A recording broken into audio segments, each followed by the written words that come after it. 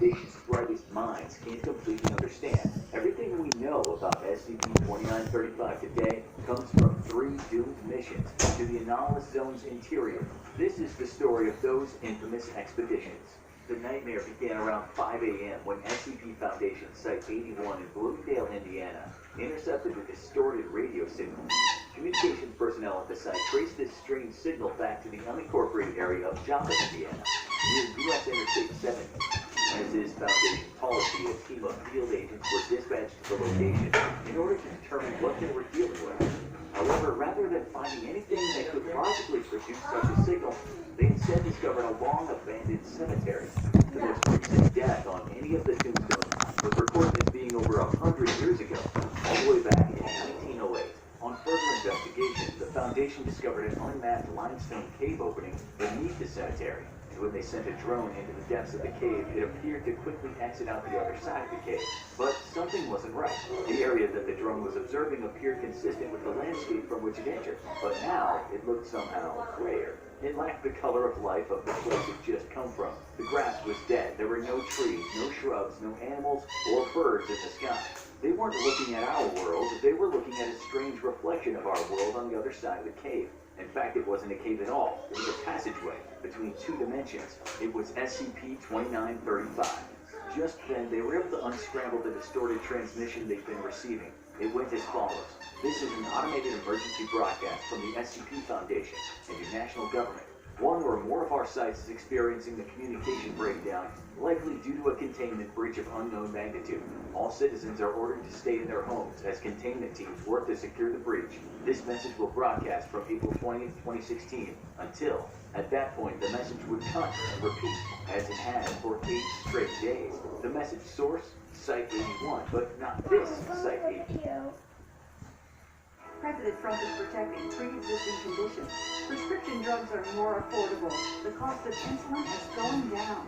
Under President Trump, our benefits and our health care are safe and secure. Pretty sure insulin is illegal. Is it? Insulin? Yeah. The SCP Foundation was receiving an emergency distress signal from themselves in another dimension.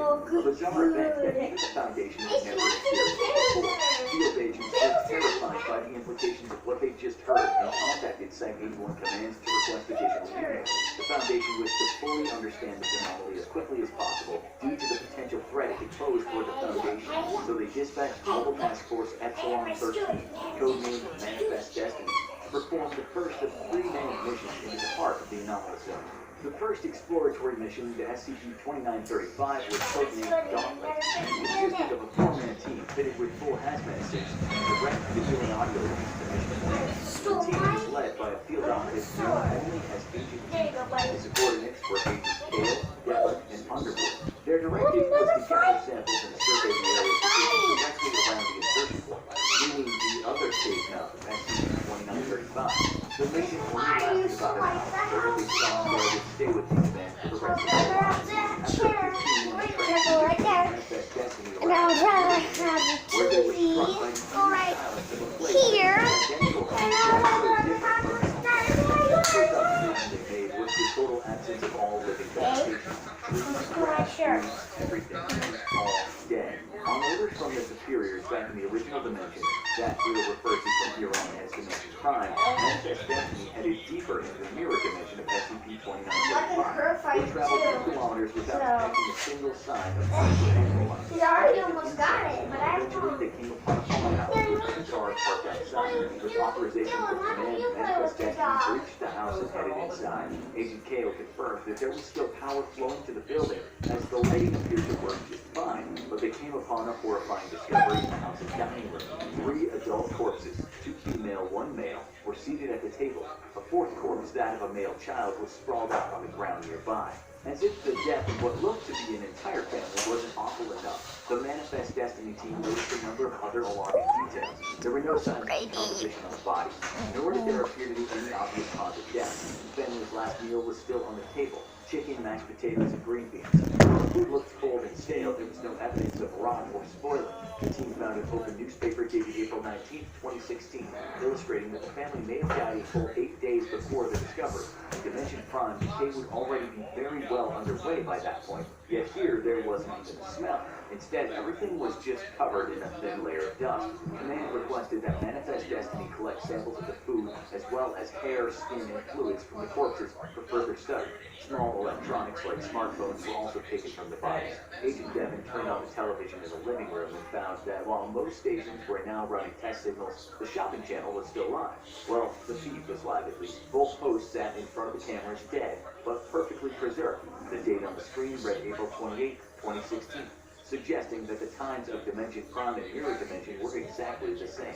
In fact, everything seems the same. The only difference between the two dimensions being that some kind of mysterious apocalyptic event had occurred in the last 8 days in SCP-2935's Mirror Dimension, but exactly what had happened or how remained a mystery. When Manifest Destiny exited the farmhouse, they once again remarked on the lack of all signs of life around them. At this point, the team returned to the insertion point of SCP-2935, but were instructed to remain in the Mirror Dimension while additional units joined them inside.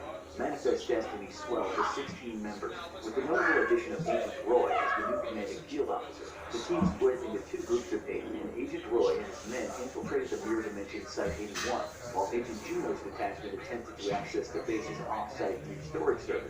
This second expedition was codenamed Overland, and led the Foundation's field agents even deeper into the terrifying mystery of SCP-2935. Accessing the site was easy for Roy's detachment. It seems there were relatively few cars on the road at the time of the mysterious extinction event. In the distance, fire still smoldered in the wreckage of planes that looked to have just dropped out of the sky. Agent Roy and his team, like all SCP Foundation personnel, were fitted with wireless trackers, and they assumed that the distress signal that started this whole thing could have been triggered by the deaths of every member of the Foundation at once in the Mirror Universe. Once inside Site-81, they realized that the assumption was probably right. Going door to door in the administrative wing, they found the perfectly preserved corpses of everyone they knew to be stationed there in Dimension Prime. People who were without a doubt still alive in their universe. Samples from the corpses that the Foundation would later study confirmed the reason that the bodies were perfectly preserved. The corpses had experienced complete and sudden death on a cellular level, and even the bacteria that would typically take part in the decomposition process had died with it. In SCP-2935, death was total and absolute across all types of life forms. As Agent Roy's team ventured further into the bowels of Site-81, they made another unsettling discovery. Their own corpses, in roughly the same spots they'd been inside Dimension Prime Site-81 8 days prior. Some of the Foundation's lead scientists, including the esteemed Dr. Bright, were also found dead inside the facility. In an attempt to see just how far this unexplained phenomenon stretched, Agent Roy's team decided to inspect the containment cells, where they found that all the Mirror Universe's SCPs, including SCP-2996, were dead. In his desperation to find some kind of exception to the extinction event, Agent Roy revealed a terrifying secret to the rest of his team. SCP-682, the immortal misanthropic lizard, and one of the deadliest creatures known to the SCP Foundation, was contained at this very facility, right below them. Could it have something to do with what was going on here? They descended into the containment facility to discover an even more unsettling truth. SCP-682, the unkillable anomaly, floated dead in its tank. Death truly made no exceptions within SCP-2935. Agent Roy's team left the site and rendezvoused with Agent Juno's team to send their research back to Dimension Prime using automated drones. Both teams remained in the Mirror Dimension for another manned operation, codenamed 19. They had no idea it would be their final mission. As they descended deeper into the facility, passing more dead SCPs, they discovered one final clue. Based on the activity of the Foundation servers, the event occurred at roughly 3 a.m. While underground in SCP-2935 Site-81, the team accidentally activated the base's on-site nuclear weapon. A failsafe meant to be detonated in the case of an emergency containment breach. Due to the base's failsafe protocols, every member of the Manifest Destiny team was locked and sealed inside Site-81. They, along with everything else, were incinerated in the nuclear blast. Once again, the mirror universe inside of SCP-2935 was lifeless. But that isn't where it ends. When the automated drones returned out of the SCP-2935 cave to the field operations in Dimension Prime, they were in for their own horrifying discovery. None of the footage or information gathered from SCP-2935 illuminated how or why the extinction event occurred. Everyone and everything simply dropped dead at the exact same moment. Nobody was aware, nobody was prepared. Death came suddenly and silently, and none were spared. All the Foundation on Dimension Prime were left with was a message from one of the agents from Manifest Destiny, Agent Keller. His final message was, I don't have any answers. I don't think there are any. I'll do this one thing and hope that fixes it. Seal it shut. You've got to lock it in here with us. I'm sorry. The Foundation were at first confused by this until they discovered a final encrypted audio log buried in the files recovered from the Mirror Universe's Site 81. It was a message from Keller himself, but not the Keller from Universe Prime.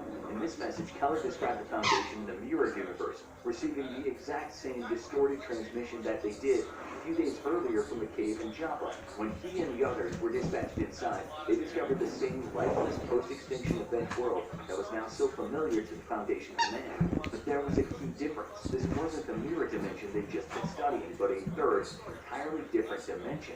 In his haunting final words, Mirror Dimension Keller admits that whatever caused the event in that third dimension, an entity in that Mirror Dimension Keller believed this was the specter of death itself. It had followed him back into his world, and history had repeated itself. SCP-2935 was the passageway through which absolute death could pass from dimension to dimension, and our dimension was the next in He line. took it. The deaths of Manifest Destiny may have saved our entire universe, as anyone passing back through the cave had potential to bring death itself back with them. The Foundation decided in the end to follow Keller's advice. They sealed the entrance to SCP-2935 with concrete, and now kept it under constant watch.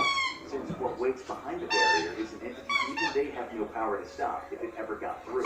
After all, it has killed them all before, or at least another version of them. What's one more dimension on the pile? Why, it may now just seem like a simple slab of concrete under an abandoned cemetery. This is why SCP-2935 might be the most dangerous SCP of all.